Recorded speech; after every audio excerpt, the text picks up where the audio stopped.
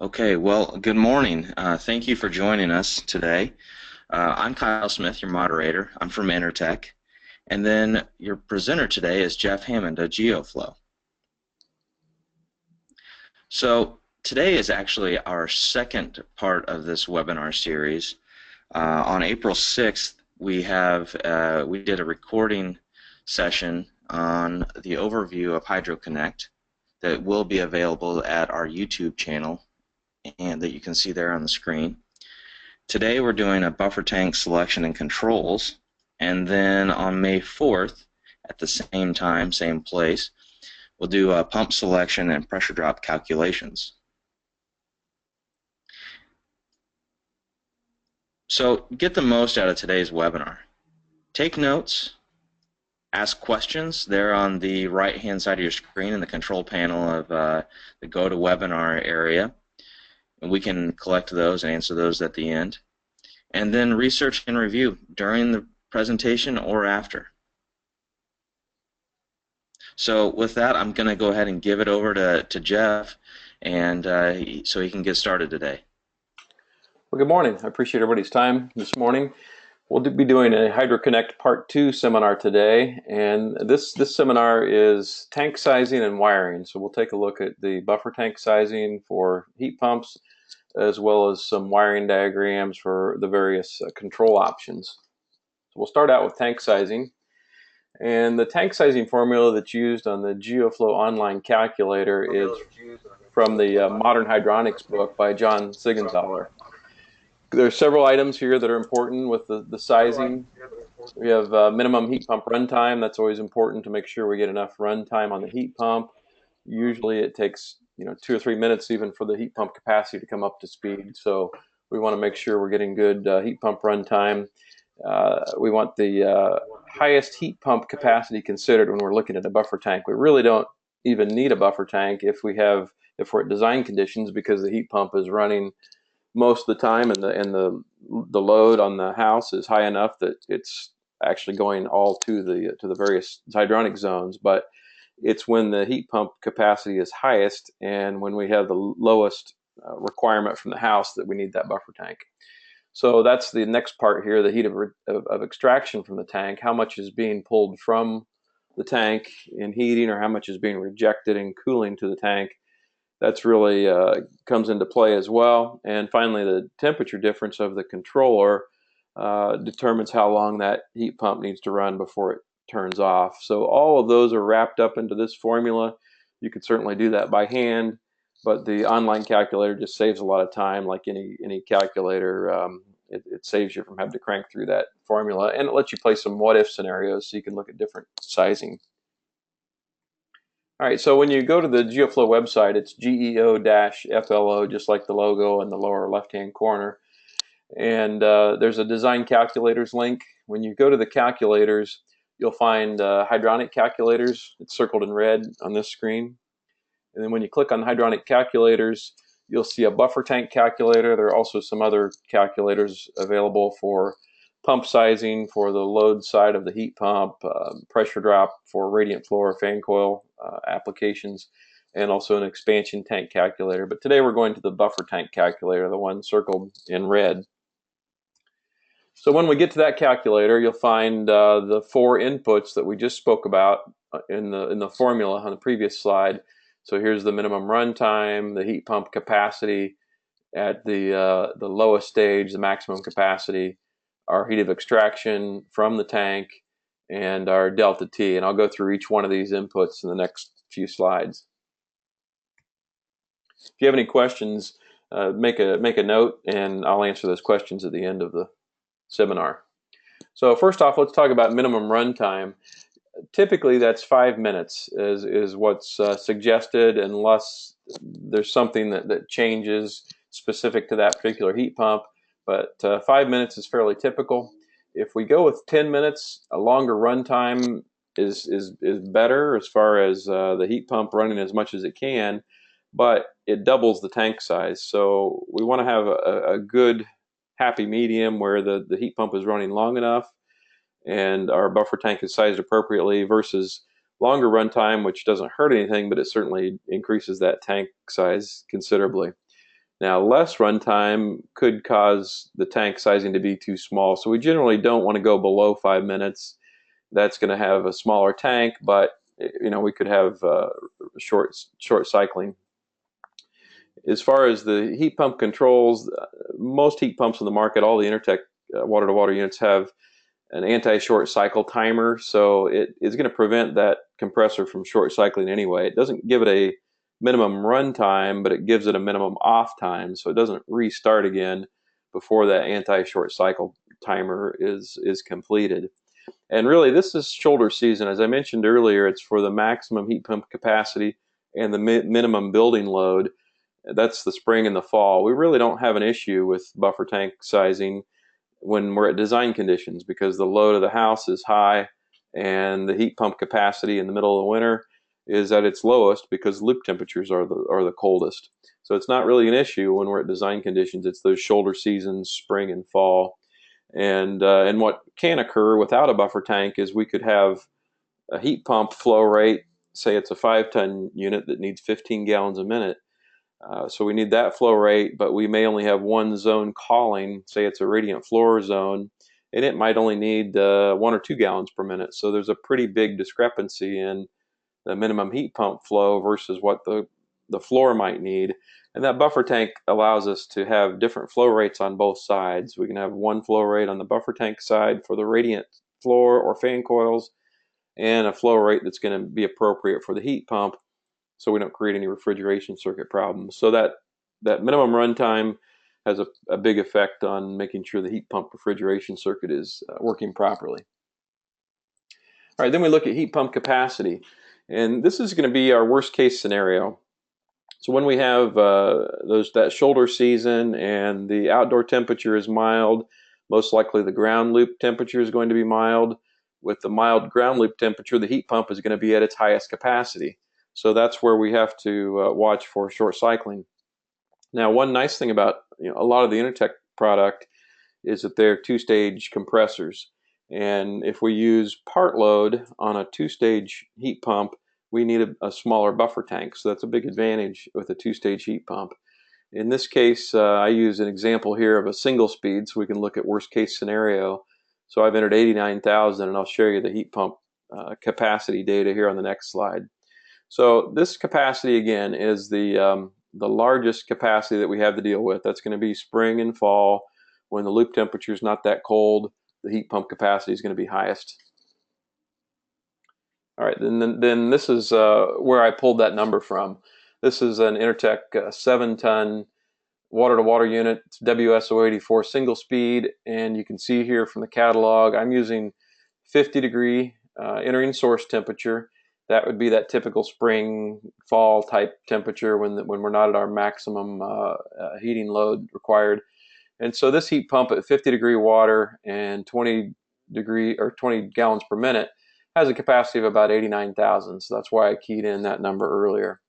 This is a 7-ton single-speed water-to-water unit. And the tank size for HydroConnect was chosen really for this particular case. If it's a 5-ton single-speed, of course, it's going to be even a smaller requirement. So the worst-case scenario is the 7 or 8-ton single-speed water-to-water unit is where that tank sizing came from. Now, this is a 2-stage 10-ton unit. Even though the heat pump capacity is more, because it's a 2-stage heat pump, this is a WD-120 2-stage 10-ton water-to-water. It actually it has a lower requirement for buffer tank sizing, because now we are only concerned about worst-case scenario, which would be short cycling on part load. If the heat pump is in full load or second stage operation, chances are the house is going to have plenty of load, so we're not going to have an issue with short cycling. It's going to need all the heat that it can produce. But in the spring and the fall, when the loop temperature is mild, and I've chosen 50-degree water for that reason, you can see here our capacity is 57,400 on part load. So in fact, it could actually use a smaller buffer tank than the single-speed 7-ton unit. So then the next entry is heat of extraction from the tank. This is going to be, again, our worst case scenario when the outdoor temperature is mild, then we're probably not going to be, we're not going to have cold loop temperatures. We're going to have mild loop temperatures. So we have high heating capacity from the heat pump, but not very much draw on the buffer tank for the radiant floor side or fan coil side. So the example I'm using here, this would be a 90,000 BTU per hour heat loss at 0 degrees outside and 70 inside. That's a temperature difference of 70 degrees.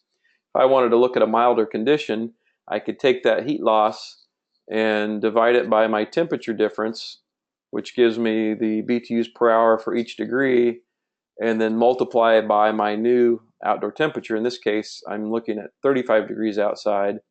So 90,000 divided by my 70 degree delta T times my new delta T, 70 inside, 35 outside. That gives me half of the heating load, 45,000. So even though my design conditions may be 90,000, that's when it's 0 outside. When it's 35 degrees outside, I only need about half of that load. And so that's where that heat of extraction number comes from if we're looking at how much heat is being pulled out of the buffer tank. And that's pretty common in northern climates. I live in Chicago, and even though our design temperature is around 0 degrees, a lot of the winter is in the 30s. So in that case, there's not going to be as much heat of extraction from that tank, and we have to make sure that we're taking care of both sides of the tank, the heat pump side and the radiant floor side. All right, so then the last output is, last input is controller delta T. The larger the delta T, the more the heat pump has to run. And the delta T, the temperature difference, is based upon when the heat pump turns on and when the heat pump turns off. So that temperature difference affects the amount of runtime. In this example, I'm using a 10 degree temperature difference. So I've set the tank on the controller at 105 degrees Fahrenheit with a 10 degree delta T. That means I'm going to turn on the heat pump at 100 degrees and turn off the heat pump at 110 degrees. And that's the temperature returning from the tank to the heat pump. So that means the tank, as it's being conditioned by the heat pump, the connection to the heat pump from the buffer tank is going to be sending 110 degree water back to the heat pump. And one of the important things about setting this controller is that we ensure we have an off temperature that's always below the maximum heat pump entering load temperature. So in this case, if I set it at 105 degrees and a delta T of 10, that means that the heat pump won't shut off until 110 degrees. I really wouldn't want to use a temperature of much more than 105 degrees with most water-to-water heat pumps if we're using a delta T of 10, because that does give us the possibility of having 110 degrees back to the heat pump. If we were to set the temperature, tank temperature at 110 with a 10 degree temperature difference, 5 plus, 5 minus, then we could see 115 degrees coming back to the heat pump. So we do want to be careful. We make sure that setting and the delta T isn't going to exceed the maximum temperature for the heat pump entering load temperature. And generally 10 degrees is a pretty good number to use. If you use a lower temperature, then you're going to have a larger buffer tank. A higher temperature is a smaller buffer tank. I wouldn't want to use much higher though, otherwise you have a pretty big swing in temperature. And it also is going to depend on how your system is designed. If it's a fan coil, 105 degrees is a fine temperature, but you'll want to make sure your fan coil is sized appropriately for that lower water temperature, since most fan coils are designed for much higher temperatures around 140 degrees Fahrenheit. So as long as you're sizing your fan coils correctly, then these lower temperatures are fine. With radiant floor, 105 degrees may even be too high of a temperature. And also keep in mind the controller has an outdoor temperature reset capability. So that means that we're going to have the ability to change the tank temperature. As the temperature gets milder outside, we can lower the tank temperature. When it gets colder outside, we increase the tank temperature. So that's going to maximize our efficiencies. The delta T doesn't change, but the actual tank temperature can change as the outdoor temperature gets warmer or colder. All right, so once we've keyed in those 4 inputs, then the calculator will tell us what the tank size should be. And again, you could calculate this with the formula, but the online calculator just makes it easier. So our result here is 44.5 gallons. and that would be typically a 50-gallon tank. Fortunately, the HydroConnect tank is 50 gallons, and as I mentioned earlier, it's for a worst case scenario for 7 to 8 tons of capacity. So actually 50 gallons works fine for the 7-ton, works fine for the 5-ton, 3 tons. It's bigger than what you need for 3 tons or 5 tons, but having one model, 150-gallon tank is much easier to always have that in stock and have it readily available. All right, so let's compare that calculation to rules of thumb. I've heard of at least 3 rules of thumb in the industry over the years. 1 gallon per 1,000 BTUs per hour, 10 gallons per ton, 6 gallons per ton. And really the best thing to do is use the formula. That way you get the actual need for the tank. And so if we look at our previous example of that 7-ton WSO84, we came up with 44.5 gallons. Then we would go to the 50-gallon tank, no problem. As long as the tank is larger than the requirement, we're in fine shape. Now, if we use our rule of thumb of 1 gallon per 1,000 BTUs per hour, and that's been around for years, that's probably the most common one, that comes out to 84 gallons, almost double the size, and the next size tank available is typically 119 or 120 gallons. So now we're significantly increasing the installation cost. Certainly doesn't hurt the heat pump. It's fine if that is a larger tank, but the issue is that we've just added a lot of cost, and it takes up more mechanical room space. If we use this 10 gallons per ton rule of thumb, we come up with 70 gallons, and not quite double the tank, but again, an 80-gallon tank is more expensive than 50 gallons. Finally, the last one that at least I've heard anyway is 6 gallons per ton. It comes up to 42 gallons. That's not too far off from our calculation, and in this case, we'd be okay because we would go with the 50-gallon tank. But in some cases, especially if there's any cooling involved, it might be that we've undersized our tank because we may come up with less than 40 gallons, and if we go with a 40-gallon tank, then it may be that we're actually too small. We could have some short cycling. So it's important to use the calculator or the formula. It takes almost no time, and it gives you a better answer than rule of thumb. As systems are becoming more complicated in the geothermal side of the business, rules of thumb are much less useful, and now there's so many tools out there that it doesn't really make as much sense to use a rule of thumb. For cooling, we have the exact same inputs. The only difference is instead of the maximum heating capacity, we look at the maximum cooling capacity. So that's when the loop temperatures are mildest. That's going to be shoulder season, spring and fall. And then instead of heat of extraction from the tank, we're going to be looking at rejection. So it may be a fan coil that is rejecting heat to the tank instead of a radiant floor system that's extracting heat from the tank.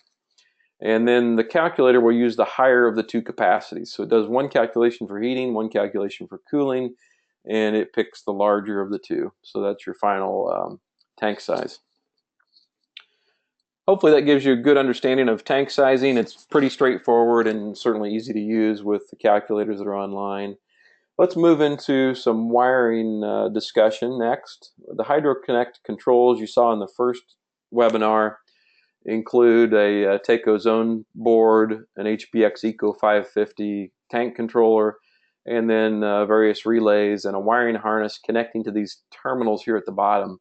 It's designed so everything is wired to this box that mounts on the side of the buffer tank. And so we'll go through each of these inputs on the various control packages next. All right, this is the heating only control. And one of the differences with the HydroConnect control is that it's designed for heating and cooling if you like, but there's also a heating only version. There are a lot of choices on the market for heating only controls. The problem is when you get into heating and cooling, there's not a lot of choice. So this heating only control uses the Taco zone board. We factory wire these thermostats down here to the Taco controller, and the thermostats are powered from the transformer in the Taco controller. The HBX controller, it has its own transformer, and it will interface with the heat pump or boiler if you have a backup boiler. It also has the connections down here for the thermistors, the heating tank thermistor and the outdoor temperature thermistor. There is a cooling thermistor shown here, but that would be only for a 2-tank solution. If the controller only sees one thermistor, then it knows that it's being used for both heating and cooling.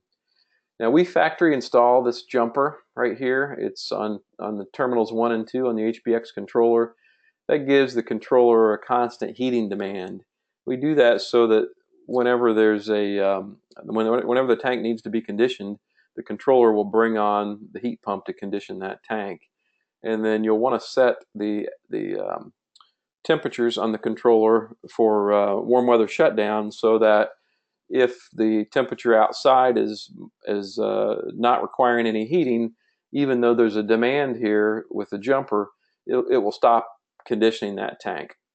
And so the reason we do a forced demand here is to make sure we always have hot water when the system needs it. If we wait until there's a thermostat demand, it could take some time to actually get hot water to the various radiant zones or fan coils. So it's a forced demand with this jumper, and then the warm weather shutdown will stop conditioning the tank if you don't need heat in the tank, if it's a mild condition.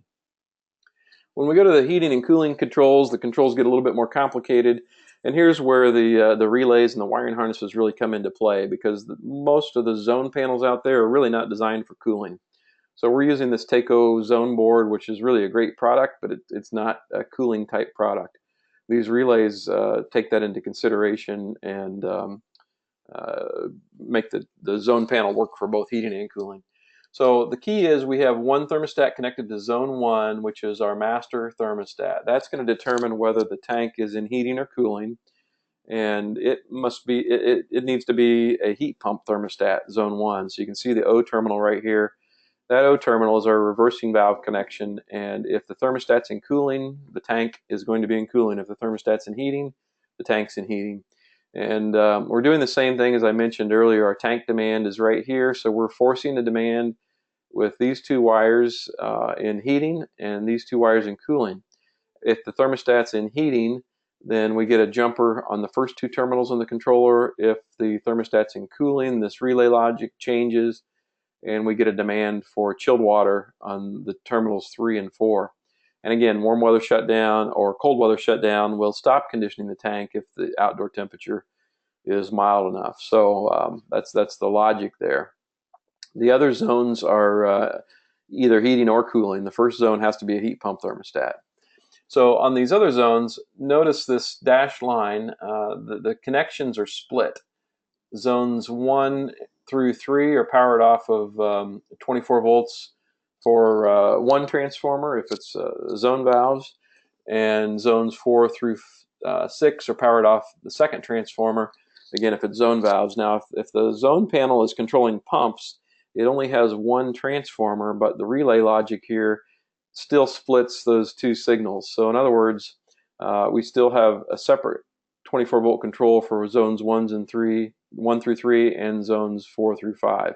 The reason that's important is if you notice here on the terminals, we have the heat pump thermostat for zone 1, but all the other zones have an RC, that's 24 volts cooling, and an RH, 24 volts heating. So you can choose to make each zone either heating or cooling or both. If you want both, you simply jumper RC and RH. If you only want cooling, you use RC as your 24 volt connection to the thermostat. If you only want heating, you use RH as your thermostat connection for 24 volts. The key though is make sure you remember this split, and this is in the installation manual, so you don't have to worry about it. It'll mention that with the diagrams in the installation manual. So for example, if I were to jumper zone 2 RC and RH, zone 3 would also be a heating and cooling thermostat. And the same way in 4 through 6. If I jumper RC and RH, 5 and 6 will also be heating and cooling thermostats.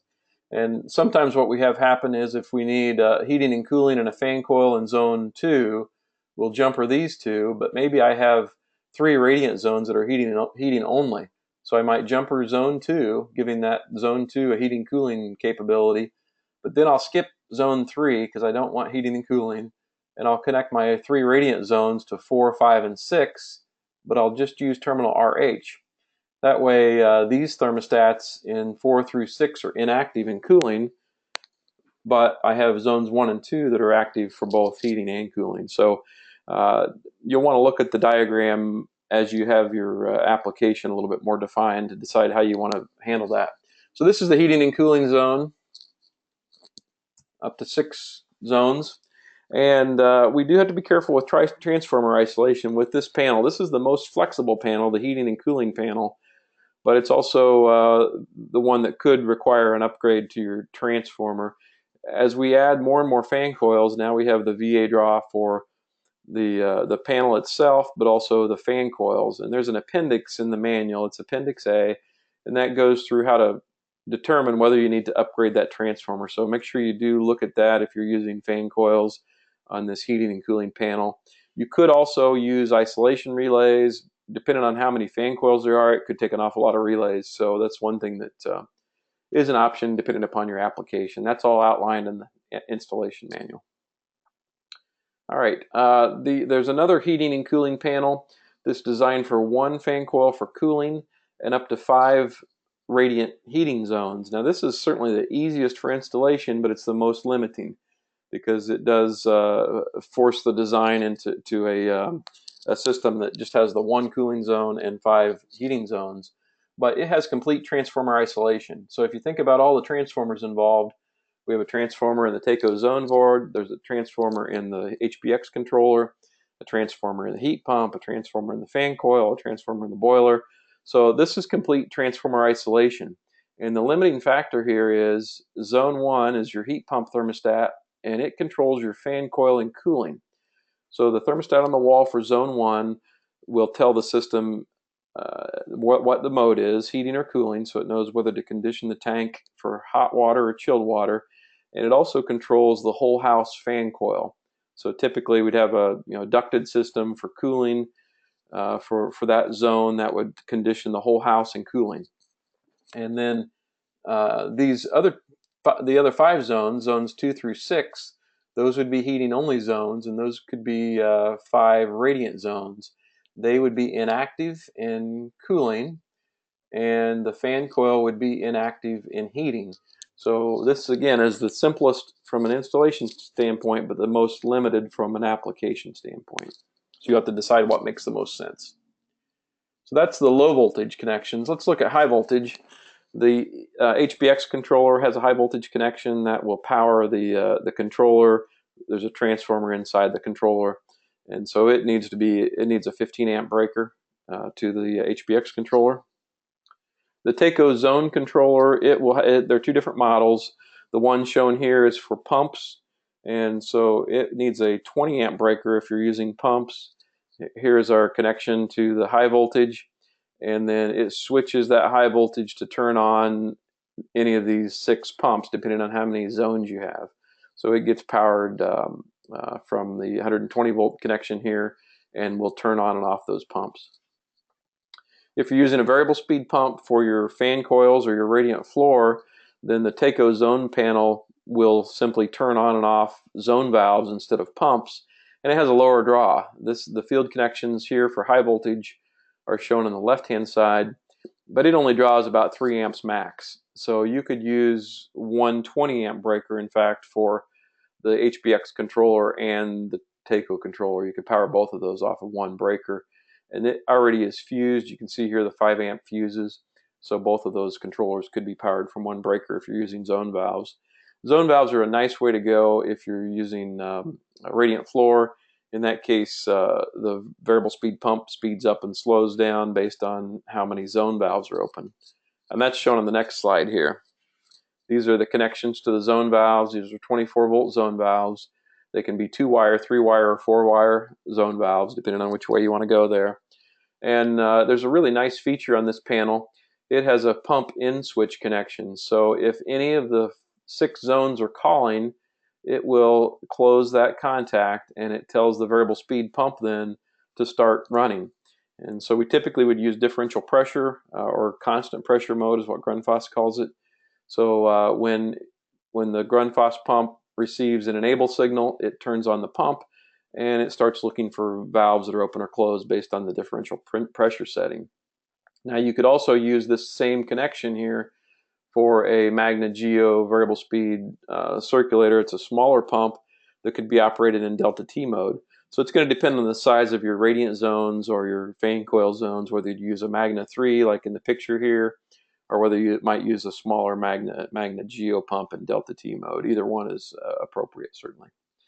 So that gives you a little bit of an overview, hopefully, of the wiring. We've talked about buffer tank sizing, and we will then move on to questions. I'm going to pull up my questions here just to see where we're at.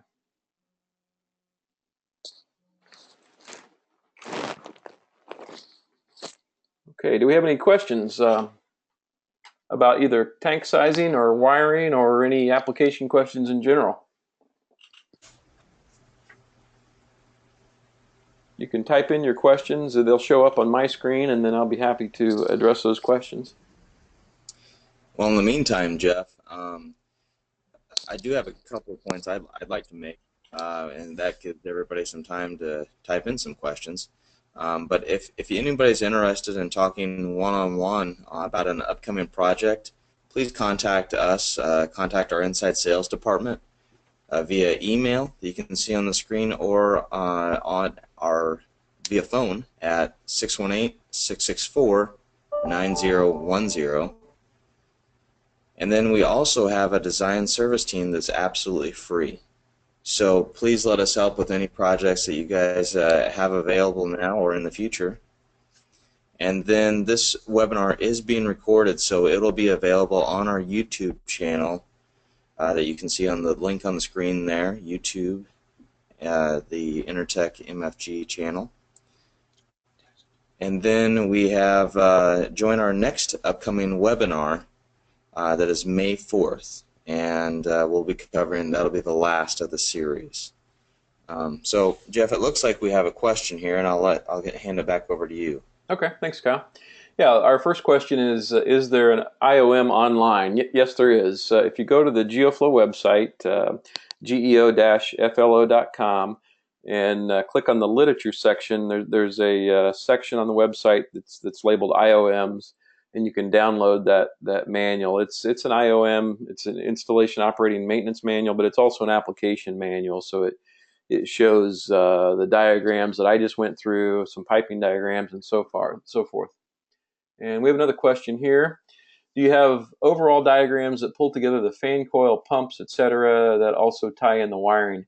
And yes, there are a number of different low voltage wiring diagrams in that installation manual, so that was a timely question on the previous one. Take a look at the manual, go ahead and download that, and then as Kyle mentioned, that design services team can help you out with any additional questions you might have. It even has the Intertech combination unit in the wiring diagram, so it's not 100% comprehensive, but it is a pretty good overview of what needs to be done, and if you need additional information, then the design team can help you out on that. All right, we have time for more questions. If any others come up, I'll just hold on here just a little bit to see if anything else pops into the question section.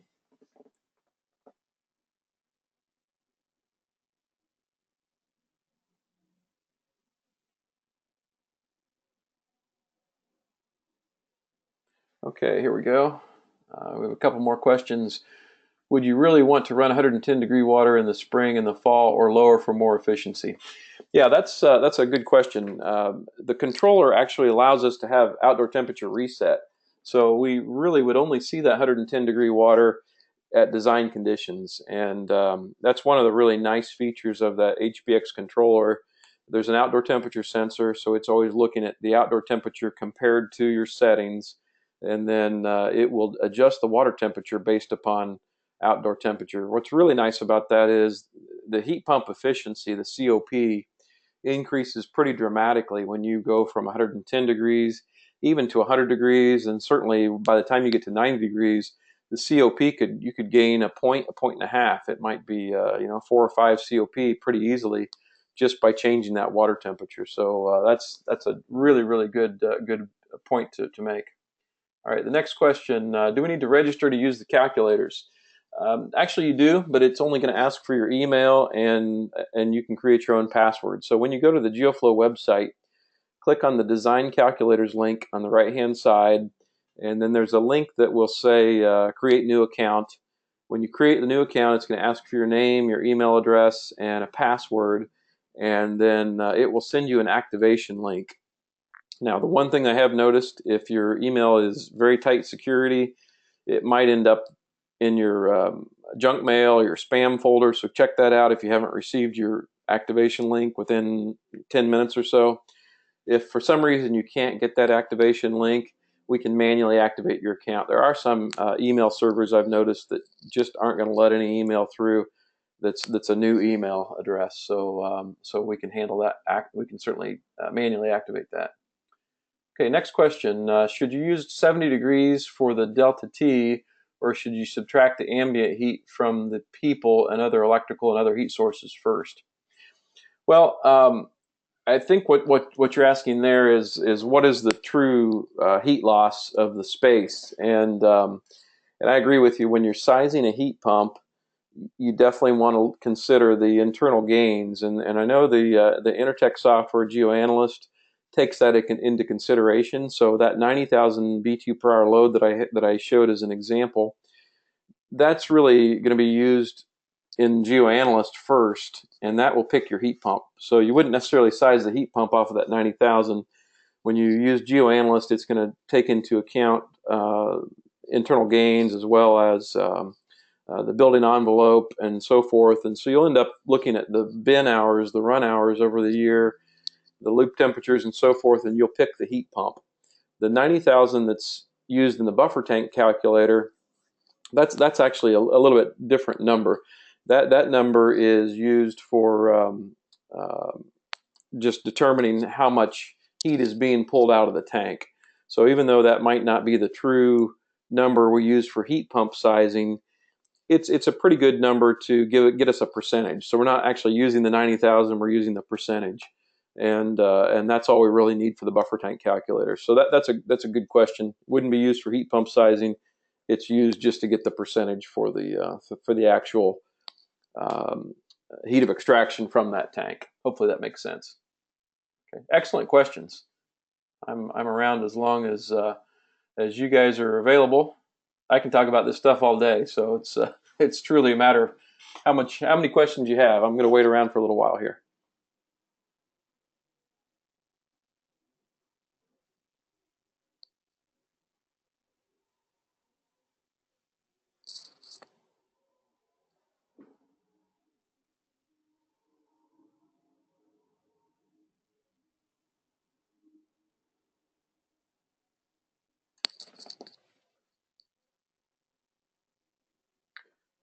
Kyle, did you want to wrap this up, or do you want to wait a few more minutes for questions? I think we can go ahead and wrap up, and then if anybody needs to contact us, it looks like some folks are dropping out. Did we get one more question? No. And I think we can go ahead and depart here, but we're going to send out a follow-up email with the recording if anybody wants to share it with employees or anybody else. And then other than that, we'll see everybody on May 4th on here. All right. Thank you very much, Kyle. Thank you for joining us. Thank you, Jeff.